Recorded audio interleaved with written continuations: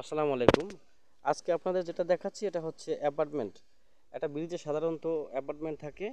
Apartment থেকেই আপনার আহ, নির্দিষ্ট দূরত্বে পাইল ড্রাইভ হয়, সেখান থেকে গার্ডারের মাধ্যমে সংযোগ করা হয় এবং ডেক স্ল্যাব তৈরি করার মাধ্যমে ব্রিজটা পুরো সম্পন্ন করা হয়। এই অ্যাপার্টমেন্টে এটা যেটা বলা হয় এটা হলো উইং ওয়াল। আমরা অনেকেই সাধারণত উইং ওয়াল সম্পর্কে জিজ্ঞাসা করলে বুঝতে পারি না উইং ওয়াল কোনটা। এটা হলো উইং ওয়াল, দুই পাশের। এই একটা উইং ওয়াল এবং এই একটা উইং ওয়াল, আর এটা হচ্ছে অ্যাপার্টমেন্ট। এখান থেকে আমরা সাধারণত যে রাস্তাটা তৈরি করে নামাই সেটাকে আমরা বলি অ্যাপ্রোচ। এখান থেকে এই উইং ওয়াল এবং এই যে অ্যাপার্টমেন্টের এখান থেকে নির্দিষ্ট দূরত্বে আমাদের স্লোপ দেওয়া থাকে, মেনটেন করা থাকে যে কত মিটার স্লোপ হবে। তো ওখান থেকে আপনার ব্রিজের মাথা থেকে আমরা যদি একটা সুতো দিয়ে তারপরে যে পর্যন্ত আমাদের স্লোপ হবে ওই পর্যন্ত ধরি, তাহলে যে নির্দিষ্ট একটা রেশিও যাবে সেভাবে স্লোপটা করা যায়। অথবা স্লোপ কখনো কখনো 1:3 থাকে, 1:2 থাকে, যেরকম জায়গা ভেদে থাকে ওরকম স্লোপটা করা যায়। সাধারণত অ্যাপার্টমেন্টে আমাদের এই অ্যাপার্টমেন্টের কাজটা সর্বপ্রথম হয়। এই অ্যাপার্টমেন্টের নিচেও পাইল দেওয়া থাকে। এখানে অনেকগুলো পাইল করা আছে অ্যাপার্টমেন্টের নিচে, তবে এই পাইলগুলো ডায়া কম হয়, যেমন 700 ডায়ার পাইল হয় অ্যাপার্টমেন্টের নিচে, কারণ এটার নির্দিষ্ট একটা লোড ক্যাপাসিটি আছে। এটা মিনিমাম 300 টন আমাদের ব্রিজের লোড ক্যাপাসিটি। তো ওই সূত্র অনুযায়ী যেমন C2 পাইল করা হয়েছে মাঝখানে পায়ারে, আর এটাও পাইল করা হয়েছে এখানে অ্যাপার্টমেন্টের নিচে। এবং এই অ্যাপার্টমেন্টটা সর্বপ্রথম ঢালাই দেওয়া হয় আমাদের, এই যে ঢালাই দেওয়া হয়েছে।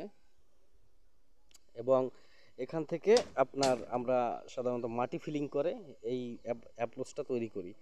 এবং এই অ্যাপ্রোচ করার পরে আপনার যখন আমাদের অ্যাপ্রোচ করে তখন নির্দিষ্ট পরিমাণ নির্দিষ্ট ডেনসিটিতে কম্প্যাক্ট করি। কম্প্যাক্ট করার পরে আমরা তার উপরে সাববেজ তৈরি করি। ভবিষ্যতে আমরা এই ভিডিওটা দেখাবো। সাববেজের উপরে ডাব্লিউবিএম ইউজ করি। ডাব্লিউবিএম ইউজ করার পরে আমরা তার উপরে পাথর দিয়ে বিটুমিন দিয়ে কার্পেটিং করি। এবং দুই পাশে আপনার পোস্ট গার্ড থাকে যেন কোনো কিছু পড়ে না যায়, বা এই ক্যাপাসিটি রাখার জন্য আমাদের এই দুই পাশের যে উইং ওয়ালের পাশে যে জায়গাটা থাকে এইটা, এখানে আমরা ব্লক দিয়ে ব্লক সেটিং করে দিই। কারণ এই ব্লক সেটিংটার মাধ্যমে এটা হয় কি ব্রিজের উইং ওয়ালের ক্যাপাসিটি ভালো থাকে এবং এই অ্যাপ্রোচটার ক্যাপাসিটি ভালো থাকবে। না হলে মাটি ধুয়ে যায়, নষ্ট হয়ে যায়, ভেঙে যেতে পারে, এই জন্য আমরা এটা ইউজ করি। তো আজকে আপনাদের যেটা দেখালাম সেটা হলো অ্যাপার্টমেন্ট ওয়াল এবং অ্যাপার্টমেন্ট, একটা ব্রিজের নির্দিষ্ট অ্যাপার্টমেন্ট কীরকম হয়। তো অ্যাপার্টমেন্ট এবং অ্যাপ্রোচ, আর পাশাপাশি ডেক স্ল্যাব এই যে হয়ে গেছে, এটা ঢালাই হবে। তো সামনে আপনাদের আরও ভালো কিছু দেখানোর চেষ্টা করব। এবং আমি আপনাদেরকে সাধারণত যেটা দেখাই সেটা হলো প্র্যাকটিক্যাল ওয়ার্ক। কারণ প্র্যাকটিক্যাল ওয়ার্ক হয় কি, একটা লোক আপনার দেখা গেছে যদি আমরা বলি অ্যাপার্টমেন্ট ওয়াল বা উইং ওয়াল, তো বুঝতে পারে না যে এটা কীরকম, বা আমরা যদি খাতায় এঁকে দেখাই সেটা আসলে চিত্র দেখাইলেও অতটা বোঝা যায় না। কিন্তু আমি যখন প্র্যাকটিক্যাল আপনাদের দেখাই যে এইটা উইং ওয়াল, এইটা অ্যাপার্টমেন্ট, অ্যাপার্টমেন্ট বলা হয় এটাকে উইং ওয়াল সহ, এবং এটা অ্যাপ্রোচ, এটা ডেক স্ল্যাব, এটা গার্ডার, হ্যাঁ, তো আপনাদের বুঝতে সুবিধা হয়। এবং যারা সাধারণত এই সিস্টেমের সাথে কাজ করেন তাদের জন্য সবচেয়ে বড় সুবিধা হলো যে যখন তারা প্র্যাকটিক্যাল দেখে জিনিসটা তখন তারা বুঝতে পারে। যেমন এই ব্রিজটার এখান থেকে এখানে চওড়া আছে 9 মিটার 400, ঠিক এই 9 মিটার 400ই আবার এই ডেক স্ল্যাবটা হবে, একবারে ওপার পর্যন্ত কমপ্লিট 9 মিটার 400 হবে, এরকম নির্দিষ্ট মাপ থাকে। অ্যাপার্টমেন্ট ওয়ালের মাপ যেটা থাকবে ব্রিজের মাঝখানের মাপটা সেটা থাকবে। যেমন এই ব্রিজটা হলো 51 মিটার একটা ব্রিজ, এটার আপনার তিনটা স্প্যান 17 মিটার করে, 3 17 51, এই 51 মিটার স্প্যানে কাজ করে এই এখানের লোকজন। তো এই 3 স্প্যানের ব্রিজ 51 মিটার।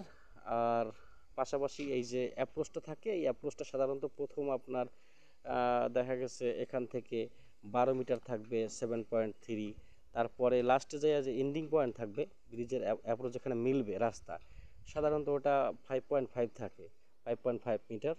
তাহলে এইটা একবারে করে মিলানো হয়, মিলিয়ে তারপরে অ্যাপ্রোচটা করা হয়।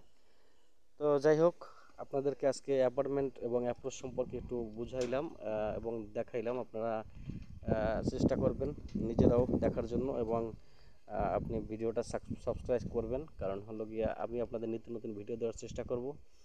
ভালো থাকবেন সবাই, আল্লাহ হাফেজ।